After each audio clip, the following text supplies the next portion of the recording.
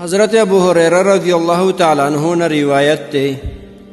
دے فرمائی چې نبی کریم صلی الله علیه وسلم فرمایلی چې مسکین سړی هغه شخص نه دی، هغه سړی نه دی چې د خلکو نه غوښتنه کوي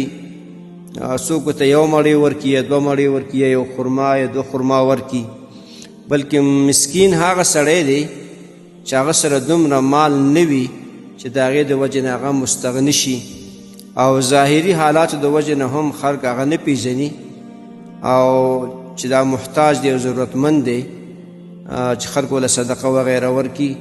او دی د خلکو نه سوال هم نه کوي، د سوال لپاره د کور نه بهر هم نه وځي. د دې حدیث روایت بخاري شریف او مسلم شریف کړی دی. محترم مسلمانانو ورونو، دې حدیث ته موږ او تاسو دا خبره زده کړه چې اصل مسکین او فقیر سړی هغه نه دی چې هغه نن سبا لکه چې بازارو کې ګرځي سوال کوي، څوک یو روپۍ ورکړي، څوک دوه روپۍ ورکړي، څوک د خوراک شی ورکړي، څوک یو شی څوک بل شی، بلکې مسکین هغه سړی دی چې هغه سره دومره اندازه مال نه وي چې په هغې سره دی مستغني شي او د هغې ضرورت پې پوره کړي خپل، او بیا د خلکو نه سوال هم نه کوي، د سوال کول دپاره د کور نه بهر وځي نه، بلکې د هغه د حالاتو نه کله کله داسې معلومیږي چې دا سړی غریب دی، خلک پیژني چې غریب دی خو سوال نه کوي. د دې وجې نه محترم مسلمانانو ورونو کوشش دا کوئ چې تاسو هغه غریبانان حقیقي غریب حقیقي فقیر او مسکین پیدا کړئ، هغه ته خیرات صدقات ورکړي. یو دغه سوالګري چې هغه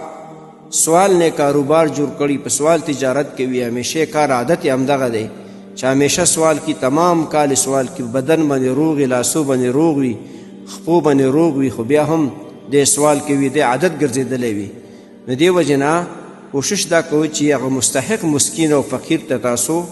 خپل خیرات صدقات زکات ورسوئ، تاسو ته به هم الله اجر درکوي. محترمو مسلمانانو ورونو، تاسو ته چې کوم روزانه د حدیث دا مفهوم راځي نو د مهربانۍ او د ثواب له مخې نورو مسلمانانو ته لیږدوئ او شیر کوئ. والسلام. د دیوبندي مسلک حنفي کاروان سټوډیو لخوا وړاندې کیږي.